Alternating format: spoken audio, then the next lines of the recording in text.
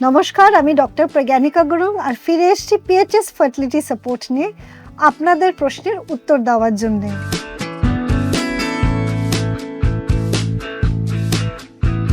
Ma'am, আমার বয়স 28, আমার বিয়ে হয়েছে 7 বছর 5 মাস, কিন্তু এখনো আমি মা হতে পারিনি। আমি অনেক ডক্টর দেখিয়েছি, আমার একটা টিউব ব্লক ছিল, অপারেশন করিয়েছি আর পলিসিস্টিকও আছে। এখন আমি আবার ডক্টর দেখিয়েছি, ডক্টর বাবু 2 মাসের ওষুধ দিয়েছেন, আমি ওষুধ খাচ্ছি।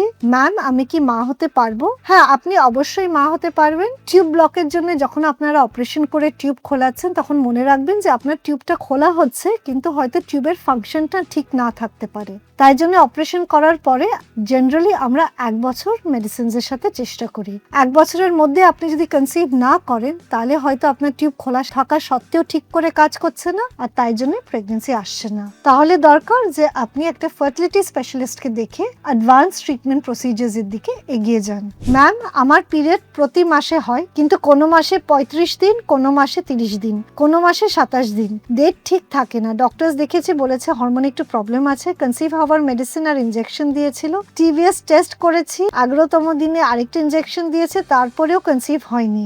এখন আমি কি করব?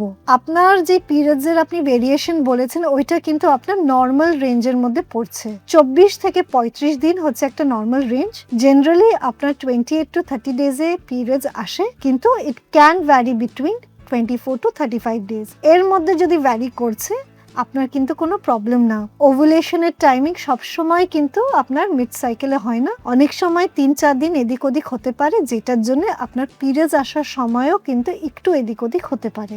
সেকেন্ডলি, যেই মাসে ডিম তৈরি হচ্ছে সেই মাসেই যে প্রেগনেন্সি আসবে এরকম না। আপনারা 1 মাস চেষ্টা করেই হাল ছাড়বেন না, মিনিমাম 6 মাস আপনাদের চেষ্টা করা উচিত। তারপরে যদি আপনি না কনসিভ করেন তখন আপনাদের এআরসি প্রসিজার্স যেরকম আইইউআই বা আইভিএফ এর দিকে এগিয়ে যাওয়া উচিত। আরেকটা জিনিস মনে রাখবেন যেটা অনেকরা ইগনোর করে, সেটা হচ্ছে একটা সিমেন অ্যানালিসিস টেস্ট হয়তো একবার হয়েছে, তারপরে আপনারই টেস্ট হয়ে যাচ্ছে।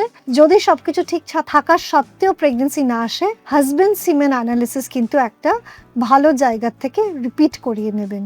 ম্যাম, আমার পিসিওডি আছে, আমার বয়স 25, ওজন 64, হাইট 5 ফুট। প্রত্যেক মাসে পিরিয়ড রেগুলার, কিন্তু আমার এগ ম্যাচিওর হয় না, অনলি 14 mm। আমার একবার আইইউআই হয়েছিল সাকসেসফুলি, কিন্তু 4 মাসে পেটেই মারা যায়। আমার কোনো ব্লিডিং বা ব্যথা হয়নি। 5 মাসে যখন অ্যানোমালি স্ক্যান করতে চাই তখন ডক্টর বলেছে যে 1 মাস আগে মারা গেছে। ডক্টর আবার টিউব টেস্ট করতে বলেছে, আমার বেবি মিস ক্যারেজ হওয়ার 6 মাস পেরিয়ে গেছে। এখন আমরা আবার আইইউআই করে কনসিভ করতে চাই। এখন আমার কি করা উচিত?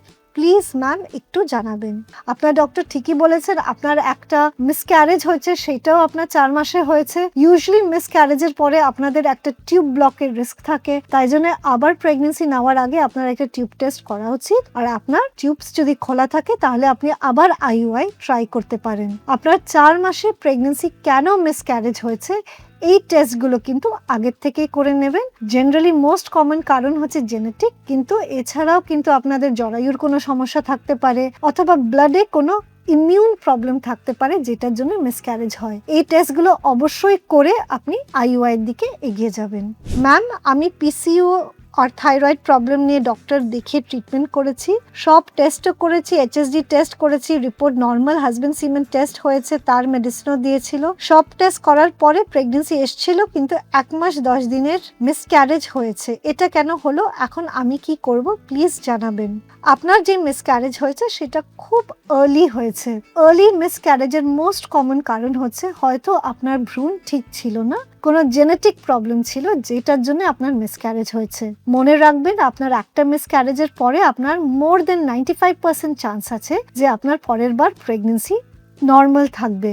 যদি কোনো ভ্রূণের সমস্যা থাকে তাহলে এটা বডির একটা ন্যাচারাল চেক মেকানিজম থাকে যেটা ভ্রূণ আর গ্রো করে না, আর সেটার জন্য আপনার মিসক্যারেজ হয়। এটা জেনারেলি বারবার হয় না, কিন্তু যদি আপনার রিপিটেড মিসক্যারেজেস হয়, তার মানে 2 বার বা তার বেশি, তাহলে কিন্তু আপনার ডিটেইলড টেস্ট করে আপনার জেনে নেওয়া উচিত যে অন্য কোনো কারণ আছে নাকি মিসক্যারেজের জন্য। তাহলে আপনি অ্যাটলিস্ট 3 মান্থস ওয়েট করে আবার প্রেগনেন্সির জন্য ট্রাই করবেন। ম্যাম, আমার প্রথমে 2 মাস বেবি মিসক্যারেজ হয়ে গেছে। আমি 2জন ডক্টর দেখেছি, সব রকম রিপোর্ট করেছি, তারা বলেছে কোনো সমস্যা নেই। আমি এখন আবার কনসিভ করেছি, বেবির সিআরএল এসেছে, হার্টবিট আসেনি। 6 সপ্তাহ পরে গ্রোথ হচ্ছে না, গ্রোথ কমে যাচ্ছে। আমি 3 মাস ওয়েট করেছি, তবু হার্টবিট আসেনি। এখন ডক্টর বলেছে মিসক্যারেজ হয়ে গেছে, কিন্তু কোনো রকম ব্লিডিং হয়নি। এটা কেন হলো ম্যাম? আমি এখন কি করব? একটু ওয়েট করব না ওয়াশ করে ফেলবো? প্লিজ রিপ্লাই দেবেন। আপনি হয়তো প্রেগনেন্সি সাপোর্ট মেডিকেশনসে আছেন, তাই জন্য আপনার মিসক্যারেজ হওয়ার সত্ত্বেও ব্লিডিং হয়নি। এরকম অনেক সময় মিসক্যারেজ হওয়ার পরেও কিন্তু ব্লিডিং হয় না, আর আপনারা জানতে পারেন না যে মিসক্যারেজ হয়েছে। এরকম ধরনের মিসক্যারেজকে আমরা বলি মিসড মিসক্যারেজ, আর জেনারেলি আল্ট্রাসাউন্ডে ধরা পড়ে। ইউজুয়ালি এটা যেহেতু আপনার দ্বিতীয়বার হচ্ছে, আপনার উচিত যে আপনি ওয়াশ করিয়ে আপনার যে এমব্রায়োটা আছে বা ভ্রূণটা আছে ওটা জেনেটিক টেস্টিং এর জন্য পাঠান। মোস্ট কমন কারণ হচ্ছে জেনেটিক প্রবলেমস, আর যদি কোনো জেনেটিক প্রবলেম থাকে তাহলে কিন্তু আমরা সেম টেস্ট আপনার আর আপনার স্বামীর মধ্যেও করে দেখি যে আপনাদের মধ্যে কোনো সমস্যা আছে নাকি, যেটার জন্য বারবার গর্ভপাত হচ্ছে। ম্যাম, আমার পিসিওএস আছে, আমার বয়স 23, আমার বিয়ে হয়েছে 4 বছর। 4 বছর ধরে বেবি নেওয়ার চেষ্টা করছি, কিন্তু কনসিভ হচ্ছে না। ডক্টর আমাকে 6 মাস লেট্রোজল ট্যাবলেট আর ডেলসিস ট্যাবলেট খেতে বলেছে, তাহলে কি আমি কনসিভ করব?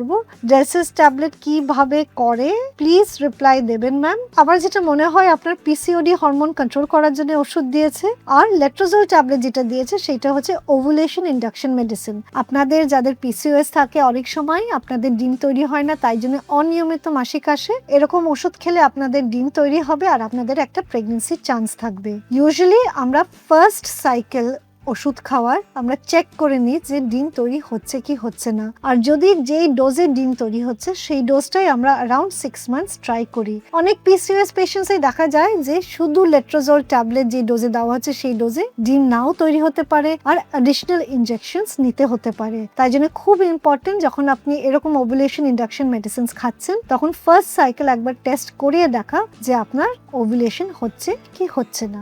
ম্যাম, আমার বয়স 19, ওয়েট 55, বিয়ে হয়েছে 1 বছর, ওভেরিয়ান সিস্ট ছিল কিন্তু কোনো প্রবলেম হতো না, পিরিয়ড রেগুলার হতো। বিয়ের 2 মাস পরে বিদেশ চলে যায়, তখনও পিরিয়ড রেগুলার হতো। 10 মাস পর হাজবেন্ড বাড়ি এসছে, তারপর থেকে আমার পিরিয়ড হচ্ছে না। ওষুধ খেয়ে হয়, না হলে হয় না, কনসিভ করতে পারছি না। হাজবেন্ডের সব রিপোর্ট নর্মাল। সিস্ট হওয়ার পর থেকে আমি ডক্টর দেখিয়েছি, মেডিসিন নিচ্ছি, কিন্তু হাজবেন্ডের সাথে মিনো মাসের পর থেকে আমার পিরিয়ড আর হচ্ছে না, ওষুধ খেয়ে হয়। দেখুন, আপনার যদি মাসিক অনিয়মিত আসে তার মানে আপনার ডিম তৈরি হচ্ছে না, তাই জন্যই প্রেগনেন্সি আসছেন না। আপনি কি ধরনের ওষুধ খাচ্ছেন মাসিক আনানোর জন্য সেটার উপরে নির্ভর করছে যে আপনার প্রেগনেন্সি আসছে কি আসছে না। মোস্ট অফ দ্য টাইমস মাসিক আনার জন্য আমরা হরমোনাল পিল মেডিকেশনস দিই, সেইটাতে কিন্তু আপনার প্রেগনেন্সি আসবে না। আপনার যেটা নেওয়া উচিত সেটা হচ্ছে ওভুলেশন মেডিসিনস, সেইগুলো খেয়ে আপনারা আল্ট্রাসাউন্ড করে দেখে নেওয়া উচিত যে ডিম তৈরি হচ্ছে কি হচ্ছে না, আর সেই হিসেবে আপনাদের সাথে থাকা উচিত। তাহলে আমার সাজেশন এইটাই থাকবে যে আপনি একজন ফার্টিলিটি স্পেশালিস্টকে দেখে একটা সঠিক গাইডেন্সে আপনার ট্রিটমেন্ট স্টার্ট করুন।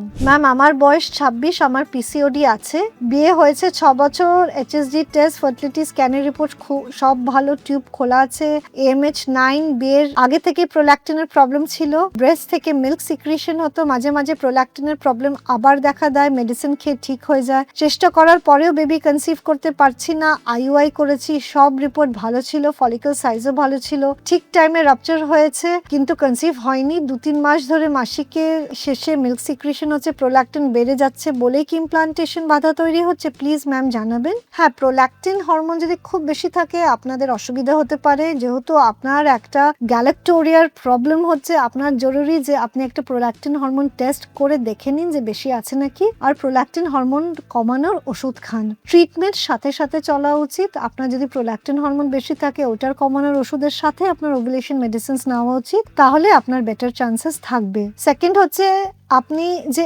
IUI করলেন, IUI এর 1 মাসের চান্স অ্যারাউন্ড 15 to 20% থাকে, আর আমরা minimum around 3 to 4 cycles IUI try করি। আপনার সব রিপোর্টস ঠিক আছে বলছেন, কিন্তু তার সাথে আমার মনে হয় যে আপনার একটা প্রপার ফার্টিলিটি সেন্টার থেকে হাজবেন্ডের টেস্ট করে নেওয়া উচিত, প্রোল্যাকটিনটা কেন বেশি থাকছে সেইটার একটা চেক আপ করে নেওয়া উচিত নেক্সট সাইকেল যাওয়ার আগে। তাহলে এখানেই শেষ করছি আজকের PHS ফার্টিলিটি সাপোর্ট এপিসোড। আশা করি যে আপনাদের সব প্রশ্নের উত্তর দিতে পেরেছি। আরো যদি প্রশ্ন থাকে নিচে কমেন্ট বক্সে আপনারা লিখে পাঠান, পরের এপিসোডে নিশ্চয়ই আমরা উত্তর দেব।